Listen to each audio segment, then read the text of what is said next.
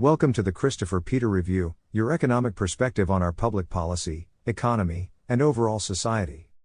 As we end the month of February, it is important that we address issues our society has with race relations in a rational and reasoned manner, identifying solutions, not new points of tensions. We need to consider how our actions contribute to our social problems and if our approaches simply advance narratives or are we adaptively thinking to consider situational factors and new information. Also, in this episode, we are going to discuss diversity beyond just the traditional narratives. Looking at a broader view. Not just at who owns or runs the organization. Finally, we are going to conclude this episode with another conversation with Jennifer discussing ideas to help improve fairness and justice in how we hold people accountable to our laws and social norms. Let us begin another episode of the Christopher Peter Review. The debate over our race relations will always be an ongoing topic and point of contention for our society. The United States is the most diverse nation on earth. More people seek to come here from all over the world than any other nation. So, the competing interests and political narratives used in these debates will always create tension and conflict. Naturally, people see events and issues from their own personal perspective and individual biases, with little initial regard to what are the various points of view that exist, or the social norms that we rely on to define what fairness and justice is. Instead, people tend to see fairness on how they benefit, how people that are similar to them benefit, not what the balanced outcome would be if this situation played out 1,000 times in a row. And we are incentivized to continue this biased tribalist collective thinking. I do believe that our society has the responsibility to reduce bias and purposeful acts of hate or discrimination. But I do not believe that maintaining a construct where every situation is perceived as an act of hate is productive and helpful. I hear the saying that if you do not see race, then you will not see or may overlook racism. But I will counter with the fairly obvious concern that if you see race, that you might be a racist in your own right. Leads somewhat towards the question commonly posed of what is worse, being falsely accused of being racist or being a victim of racism? In either case, you are a victim of racism. If a non-white accuses a white person of racism and the facts and evidence do not support the claim, then the person clearly only made the accusation based solely on the color of the person's skin color. Unfortunately, hate is multidirectional, whether we are willing to admit that as a society. The politics of race tries to make society deny that fact. But if you hold hatred for others based on their demographics, then you are a racist, a hateful person, or a perpetrator of hate, if you act on those emotions. Quite simple in my mind. We cannot lose sight of our true end goal, which is still to foster a society where all people are considered equal and receive the same fair treatment in the eyes of our laws and institutions. To have a population that does not see the race of others and decides to treat them one way or the other. In order for America to truly reach those end goals, we need to afford people equal treatment. But most importantly, people must be held to the same standards of behaviors and same set of expectations as everyone else without exception. We need all groups to coalesce around the idea that they are the driving force in their own lives and accept the freedom and opportunity America offers. The impact of expectations is the aspect of the issue that few want to truly acknowledge and address.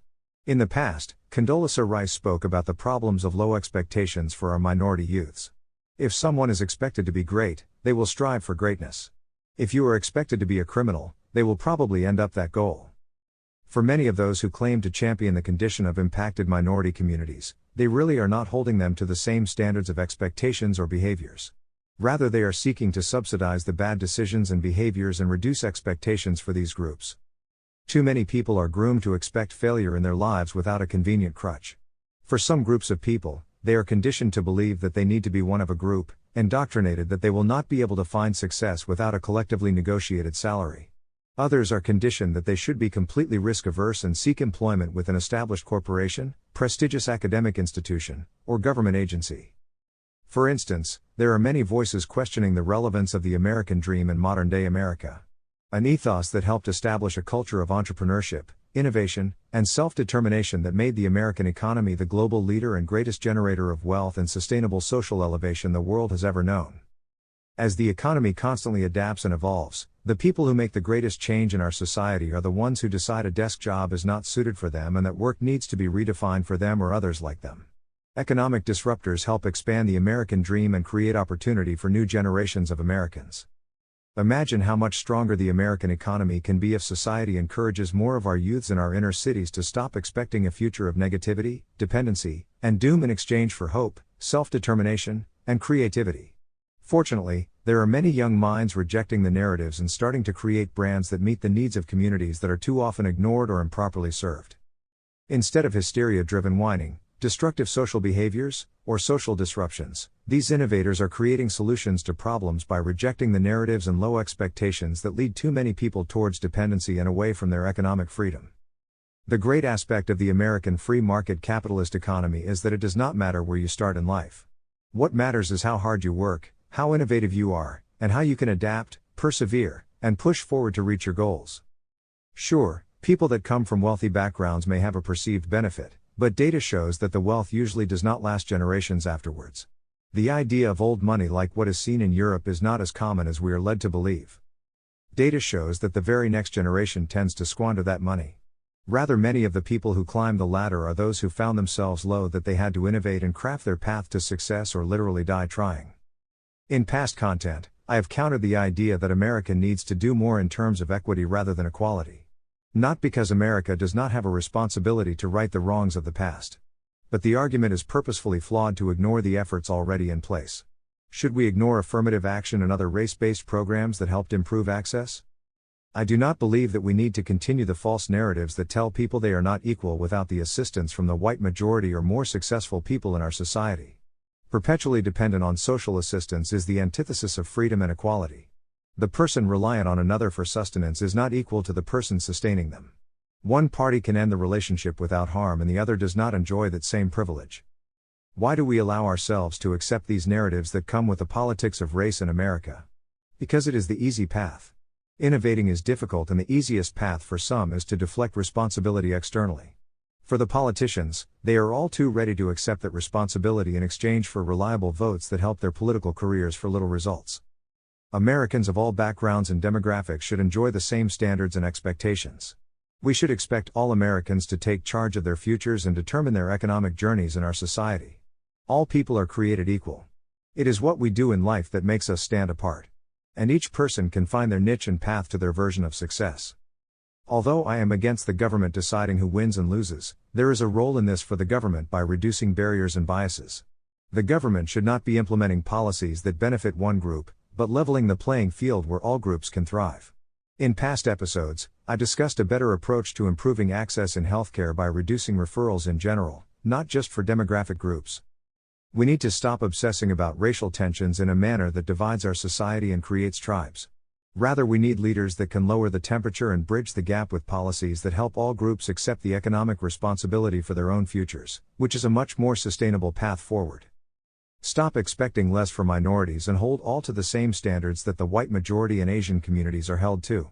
Hold all to the same standards, same expectations, and same consequences for failing to live up to them. That is equal and fair consideration in my eyes. There is a tendency to overreact to events as is evident throughout our society. We see something bad happen and believe that we need to end every situation that could result in the same exact outcome. When the more rational and reasonable approach would be to determine ways to protect against the negative and preserve the positive. Many times we do not even take the time to look at the relevant data and available trends of whether the outcome is an outlier or the norm. The strong emotions invoked by the moment may cloud our judgment and block us from considering different perspectives. Some will say you need more emotional intelligence. I would counter that emotional intelligence must be used in conjunction with traditional intelligence, not in place of. That said, I will bring up the rather unintelligible topic of storming the basketball court that is highly popular in the college basketball environments. This typically occurs when a team is able to defeat an opponent generally regarded as more talented and successful in an upset that the home fans never thought possible. Deep down inside, the adult in me would agree to some degree that this practice is one that is quite dangerous and always has been. Similar in the manner of storming the field and tearing down the goal posts. But some of the best memories we have in life are the not-so-smart decisions that take place during our college years. The controversy over this practice is brought back to the national spotlight after two high-profile collegiate stars were injured following upset losses. As the college basketball season heads closer to March Madness and the NCAA, the Duke Blue Devils men's team and the Iowa Cyclones women's team almost lost key pieces to their starting lineups. No reasonable person wants to see the tournaments on either the men's or women's side be impacted by a collegiate celebration. No matter if the celebration is simply the expression of the abundance of joy.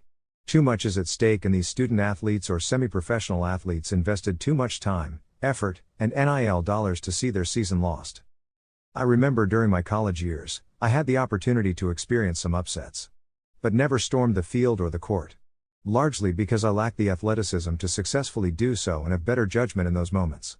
And the one major upset I could have experienced, it was not looking so good and my group left to finish the game at a local bar seeing the upset of the #1 women's team that we could have still been at. I am not sure the dollar pizza slices offset the realization of what we were missing. But, they were beating us by 6 and it seemed like the lead would only grow larger when we made the ill-fated decision. But nonetheless, I never trespassed. But, for others, it is a moment of joy and something they will tell their kids about, especially when they try to convince them to follow their footsteps and attend their alma mater. Rather than join the chorus of people with the knee-jerk reaction banning things that people generally enjoy and are rare, I am deciding to offer a solution that is workable and reasonable in my humble opinion. There are some reasoned steps that can be taken, like in college football where they made the goal posts unable to be taken down. In college basketball, the focus needs to be on the party that has the greatest risk, the road team. More so the players that are still on the floor. In these moments, storming fans are generally in a state of euphoria acting without fully thinking. There is a need to provide a safe exit from the arena for those visiting players. Maybe provide security to shield the players as they exit. While the players may still be in the emotions of the game, there needs to be a sense that there is a potential for injury that supersedes any feelings over the loss.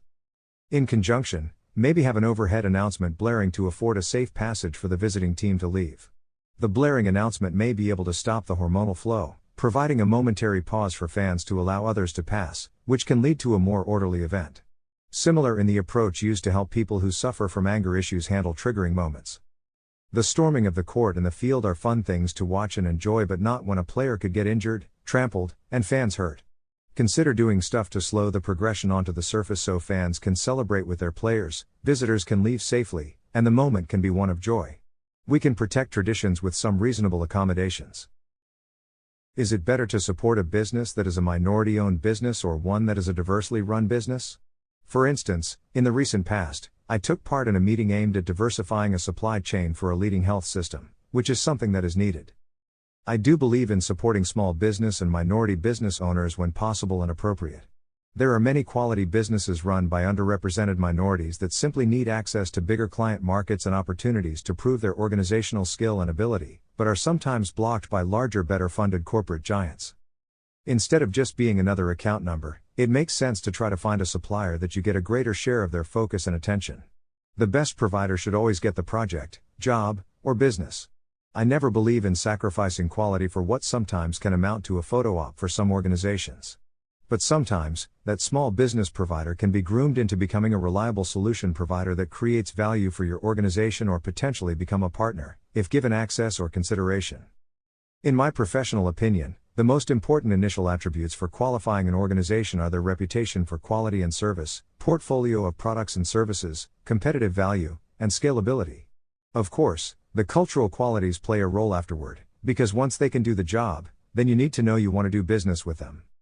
Scalability can be a challenge for doing business with some small businesses because the need to secure growth may lead to overpromises that can put you in difficult situation if they cannot meet your volume demand. From my experience, you need to set reasonable expectations and establish communication requirements with the business so that you can stay ahead of issues and partner with them if one arises. Part of my concern sometimes is when you myopically look at one aspect of an organization and miss the rest of the picture. Is a company owned by a minority more diverse than a larger company, potentially owned by a diverse pool of owners? Is the staff diverse as well, or are they homogeneous to the demographics of the owner? That should be something to consider if that is the criteria for your vendor selection. A challenge I have found when dealing with a procurement department not run by leading supply chain professionals, but mostly functional people doing buying is that they tend to focus more on relationships with reps or companies. When you deal with a procurement department run by professionally trained and educated supply chain people, the processes and modes of operations focus more on qualifying based on performance, quality, and bidding. Like when you have that friend who recommends you buy a car from a friend at a certain dealership. You may trust the friend and in turn trust the salesperson because of the relationship. But how well are you qualifying that you receive the best deal? Part of any sales process is making you feel like you receive a fair deal whether you actually get one or not. I think it is important to look at things from a comprehensive perspective. If you are seeking to improve certain qualities in your supply chain, then make sure you account for all the possible ways to measure and attain certain qualities without impacting quality. It always is a good time for another great conversation with my co-host and leader of the CRC team, Jennifer. In this conversation, we are going to discuss the updates in the Republican presidential nomination, which is theoretically over. But you have to respect a person's willingness to prolong the inevitable for political purposes. Also, we are going to discuss the state of the overall race, as the polling numbers are not looking good for the incumbent. What is driving these changes and why? All this and other recent current events. The race for the Republican presidential nomination is over. There is no path forward for Nikki Haley. And she is growing less popular as the months go on. What was admirable in the case of Florida Governor Ron DeSantis was the fact that he read the tea leaves and made the decision to step aside. In hindsight, the act did not reflect a sign of weakness but a noble act of putting party above self. Governor DeSantis saw that the Republican base wants Donald Trump, and that has not changed in the slightest.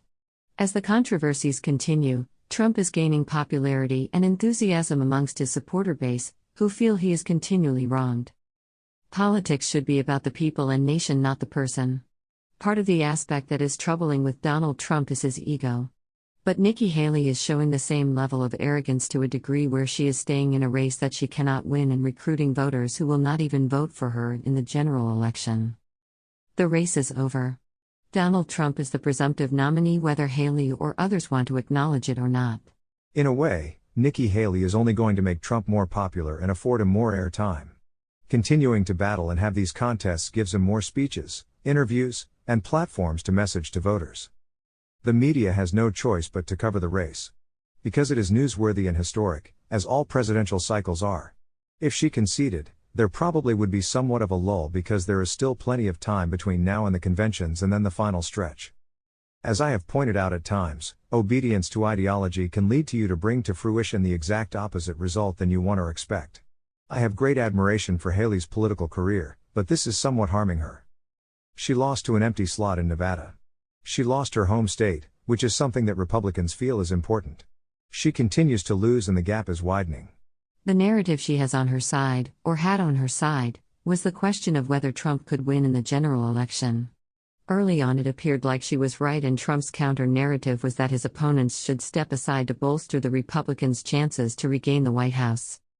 Then Biden continued being Biden. And more doubt about his ability to lead, his capacity to function, and his credibility. Now, Biden is trailing Trump in national polls, and it is not just the polls that one might expect to favor a Republican. Americans have real concerns about Biden, his policies, and his mental state. Especially when the special counsel cleared Biden on the account that he has memory issues, forgetting critical life events.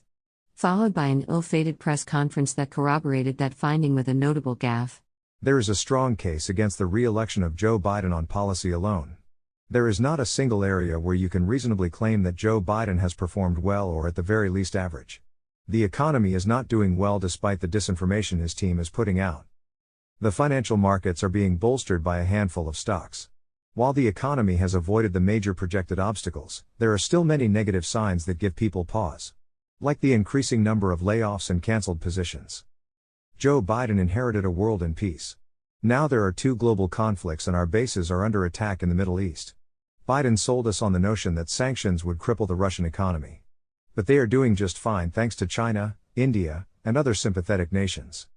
Our communities are being overrun and cash-strapped due to illegal immigration resulting from his rollback of policies that did a decent job of slowing illegal crossings. But Biden is not willing to acknowledge his clear lack of judgment. Maybe he simply does not remember. The case for re-election is that he is not Trump. That is what the Biden team and Democrats want to use. They are going to obsess about the false branding they use on MAGA themes and will needle Republicans on abortion. Abortion has been a successful theme for Democrats. Creating irrational fears to scare voters into their column. In reality, the Republicans are on the right side of the issue with their effort to overturn Roe v. Wade because it should be a state issue. But Republicans need to stop giving voices to the most extreme positions on the issue and let the more rational-minded pro-life people voice the position that the majority of Americans actually agree with. Americans want to protect women's ability to preserve their life, but want restrictions to protect the unborn as well. They want a balanced approach, which counters the Democrats' radical normalization of making abortion birth control. A real concern for Republicans is their history of snatching defeat from the jaws of victory. The red wave was a slight trickle because Republicans could not counter the rhetoric from the Democrats. Democrats are excellent campaigners in the sense that they storytell to avoid the facts, issues, and evidence. The problem is that many Americans enjoy a good story and will become susceptible to the disinformation and misinformation Democrats will use to sell narratives that cover the truth. We are already seeing this take place. For some sordid reason, they are trying to make the public believe that the illegal immigration problem is caused by the Republicans not supporting the catch and release poison pills in recent bills. The fact is that those bills would not do anything to stop illegal immigration. Also, the Biden administration has the ability to address the issue by simply rescinding their own executive orders that led to the surge. Speaking of making defeat a reality when it does not seem possible, the Republicans seemed poised to change leadership of the party as it heads towards Election Day. Ronna McDaniel is reportedly going to step down soon and the Republicans will choose a new leader. The party has not experienced much success with her at the helm. And it is time for a new direction. The event will undoubtedly be framed as Trump further cementing his control of the party. Who should replace McDaniel? The Republican Party needs someone who can unite the different bases. The party is rocked by the MAGA base competing against the traditional conservatives or establishment sects. The party cannot have one group being completely against another base in the party. I think a good person to lead the party would be someone like former Speaker of the House Kevin McCarthy, who was an excellent fundraiser. He is not your traditional Southern conservative or Trump-backed leader. He is someone who does a decent job of working the groups.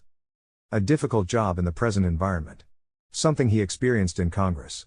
But I think he can bring a balanced approach to help keep the party focused on the bigger picture, rather than splintering over ideological rigid concerns. I think McCarthy would be a good choice. But the party has to continue to grow its appeal beyond the traditional red voters. Become more appealing to independents as well.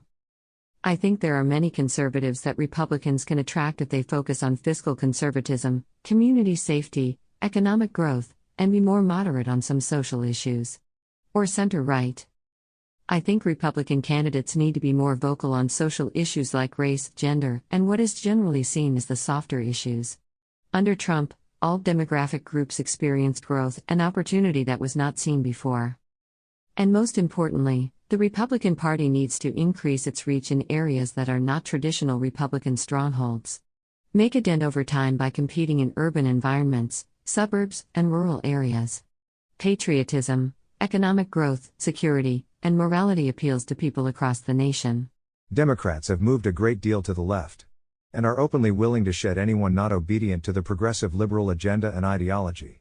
There are many people who may vote Democrat but personally hold conservative economic principles or moderate personal views that could be attracted if Republicans ran a broad range of candidates. Democrats continue to focus on tribalist leanings, normalization of radical behaviors and criminal acts. They are no longer the party in touch with the average American. I think we are seeing that in the polling. People are not wanting to see taxes raised, services shelved, and their communities destroyed because of the Democrats' support of illegal immigration, radical policies that put criminals back on the street, and job-killing economic visions. They want better. Based on migration trends, they want what the Republican governors offer.